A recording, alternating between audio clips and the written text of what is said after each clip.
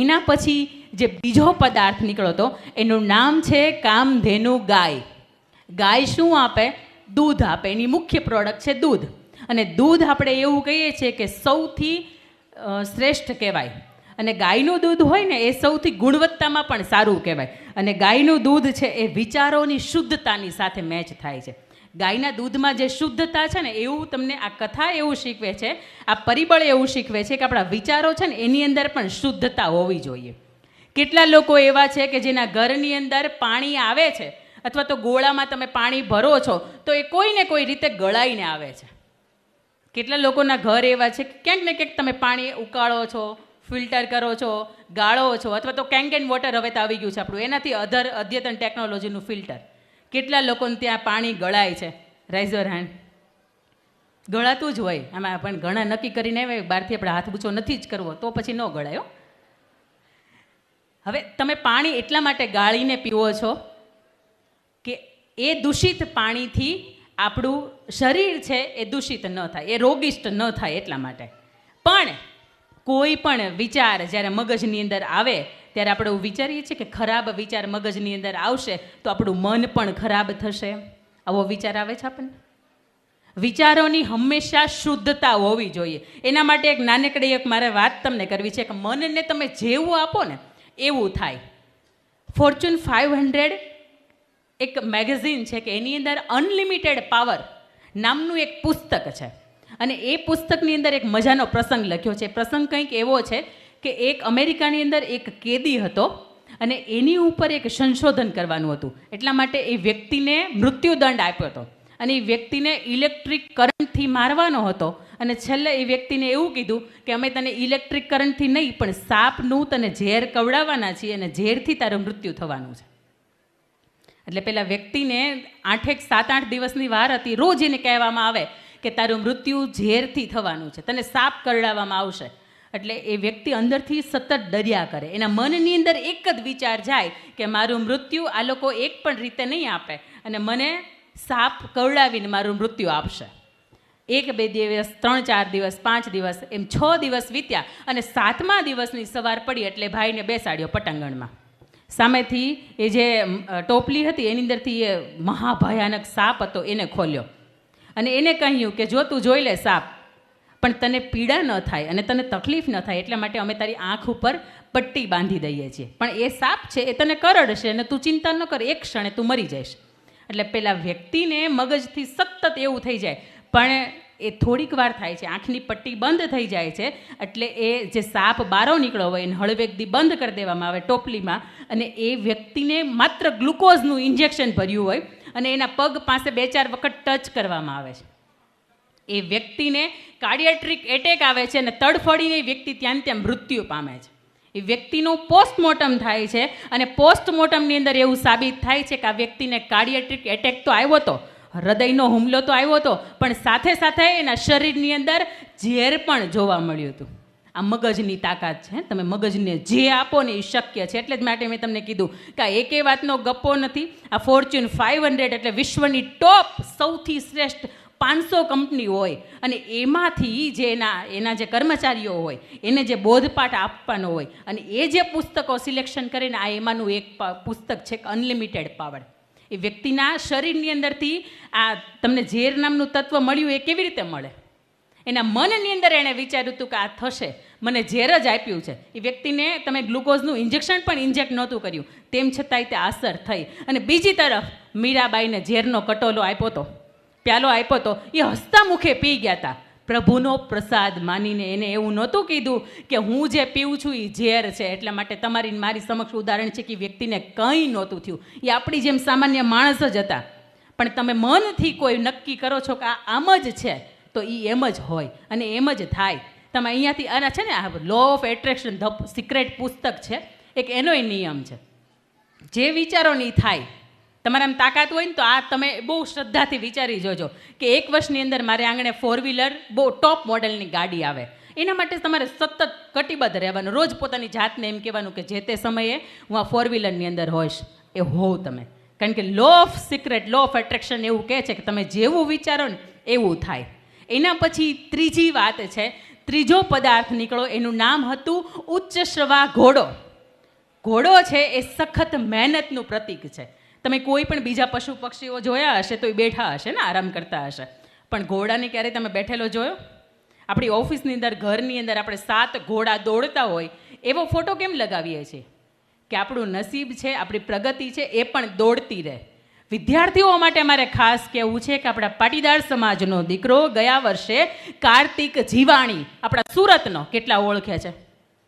હા, હવે એની ખાસિયત હું તમને કહું.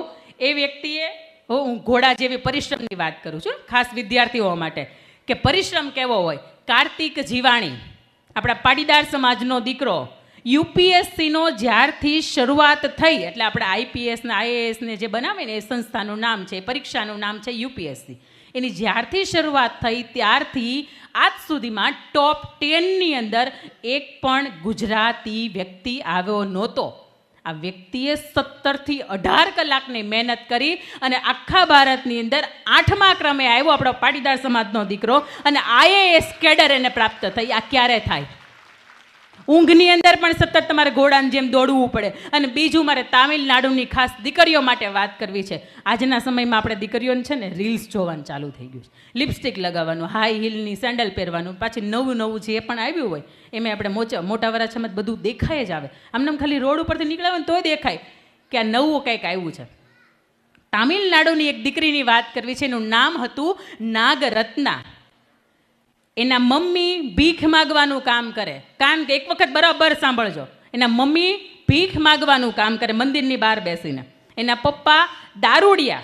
આવી પરિસ્થિતિની અંદર ગવર્મેન્ટ સ્કૂલની અંદર એ દીકરી વિધાઉટ ટ્યુશન ભણે છે. અને રેકોર્ડ બ્રેક આજ સુધીમાં તામિલનાડુની અંદર 98.97% એક પણ વિદ્યાર્થી પાસ નથી. ધોરણ 12ની અંદર આ દીકરી શનિ રવિ ભીખ માગવાનું કામ કરે, અને સોમથી ગુરુ ને શુક્ર આટલા દિવસ સખત તૂટી જાય એટલી 15, 20, 25 કલાક સુધીની દિવસની અંદર મહેનત ડબલ કરે કે આવતા દિવસોમાં મારે ભીખ માંગવા જવાનું છે. શનિ ને રવિ માતાની સાથે પોતે ભીખ માંગતું હોય, અને એ વ્યક્તિ તામિલનાડુની અંદર પ્રથમ ક્રમાંકે ધોરણ 12ની અંદર આવે છે. આ વિચારી ન શકીએ કે આપણે આ તાકાત ક્યાં છે. આપણી પાસે તો ખૂબ ભૌતિક સગવડતાઓ આપણે મા બાપે આપી છે. સ્કૂલે જવું હોય તો આપણે ચાલીને નથી જવું પડતું, બહુ નજીકમાં હોય તો વાત અલગ છે. બાકી આપણા માટે જવાની, આવવાની, આપણને વાંચવાની, આપણને સરસ જમાડવાની બધી તકલીફ આપણા મા બાપ ઉઠાવે છે.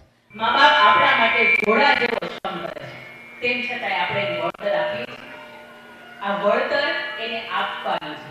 આપણે તો ઘોડા જેવી મહેનત કરવાની છે, પણ સાથે સાથે આપણા મા બાપે આપણી ઉપર જે મહેનત કરી છે ને એ મહેનતનું વળતર.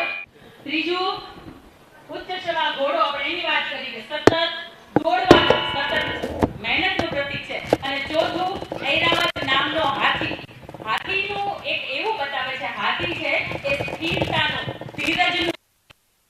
એ એવું કહે છે કે તમે વિદ્યાર્થી હોય તો ભલે, અને ઉદ્યોગ સાહસિક હોય તો ભલે, અને ઘરની ગૃહિણી હોય તો ભલે, કોઈ એક કામની અંદર નિષ્ફળ થાવ તો હાર માનવાની નથી. 1000 વાર, એક નાની એવી કીડી હોય ને 1000 વાર પડે છે, અને તેમ છતાંય દાણો લઈને ચડે છે. लहरों से डरकर नौका पार नहीं होती, कोशिश करने वालों की कभी हार. चीड़ी गिरती है, उछलती है, फिर गिरती है, हर बार उनकी मेहनत बेकार नहीं होती, कोशिश करने वालों की कभी हार नहीं होती. एक वक्त विषयમાં ફેલ થયા તો તમારા માટે ઓપ્શન છે, પૂરક પરીક્ષા આવે છે. 3-4 વિષયમાં ફેલ થયા તમારી પાસે ઓપ્શન છે, એક વર્ષની એક્ઝામ. કદાચ ઘર પરિવારમાં તમે કોઈ સાસુ તરીકે કે કોઈ વહુ તરીકે તમારો સંબંધ નિભાવવામાં ફેલ થયા છો તો તમારા માટે સુધારવા માટેનો એક નવો સમય આવે છે. કોઈ ઉદ્યોગ સાહસિક માટે કોઈ ફેલ થયા છો તોય તમારા માટે એક સમય આવે. તમે મેં જે કપડાં પહેર્યા છે ને એ જે સિલાઈ મશીનની શોધ સેમ્યુઅલ હોલ નામના વ્યક્તિએ કરી. એ વ્યક્તિ 9 વખત ધંધાની અંદર ફેલ ગઈ હતી. કેટલી વખત આપણે અહીંયા, હું એવું માનું છું કોઈ પણ એવું નથી બેઠું કે 9 વખત એકને કોઈ પણ નવા ધંધા કરે ને એમાં ફેલ જાય છે. કોઈ 9 ધંધાની અંદર ફેલ ગયા હતા, તેમ છતાં એની અંદરની ધીરજ હતી ને એ ટકી હતી.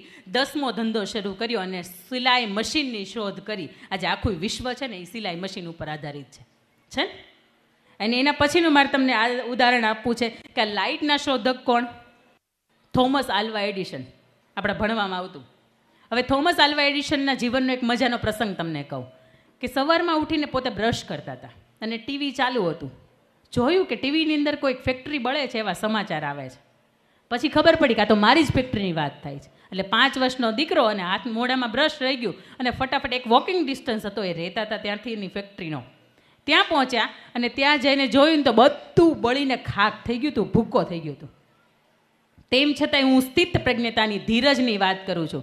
ત્યાં પહોંચ્યા અને એના દીકરાને એવું કીધું કે બેટા જા તું ઘરે, તારા મમ્મીને બોલાવી આવ. એણે વાસણ ઉટકવા માટે આટલો મોટો રાખનો ઢગલો ક્યારેય નહીં જોયો હોય. આ સ્થિરતા છે. ફેક્ટરી સામે બળીને ખાક થઈ ગઈ છે, તેમ છતાં એને બાળકને એવું કહે છે કે મમ્મીને બોલાય. અને ફેક્ટરીની સામું જોઈને ભગવાનને ચેલેન્જ કરે છે કે હું 10 વાગે આવું છું, ફરીથી રિસ્ટાર્ટ કરું છું. અને એ વ્યક્તિએ ફરીથી રિસ્ટાર્ટ કરી અને આજે તમને મને આ લાઇટની ભેટ આપી. આજે ન્યુયોર્કની અંદર તમે જાઓ ને તો એડિશન નામનું શહેર છે. એ વ્યક્તિ આજે આપણી વચ્ચે નથી, પણ શહેર સ્વરૂપે આજે આપણી વચ્ચે છે. આ સ્થિરતા છે, આ ધીરજ છે. તમે ધીરજ જ્યારે ટકાવી રાખો ને, કોઈ પણ મહેનતની અંદર નિષ્ફળ થાવ જ સંભાવના આવે ને, કાં તો 50-50% આવે, કાં તો તમે સફળ થશો અને કાં તો તમે નિષ્ફળ થશો. નિષ્ફળ થશો તો હાથીની જેમ યાદ રાખજો કે કૂતરા ભસવાવાળા ભસશે, આપણને કંઈ ફેર નથી. આ ઐરાવત હાથી એવું કહે છે કે કોઈ પણ કટોકટીનો સમય હોય તો એ શું થઈ ગયું, ધીરજ તમારી છે એ તમારે ખોવાની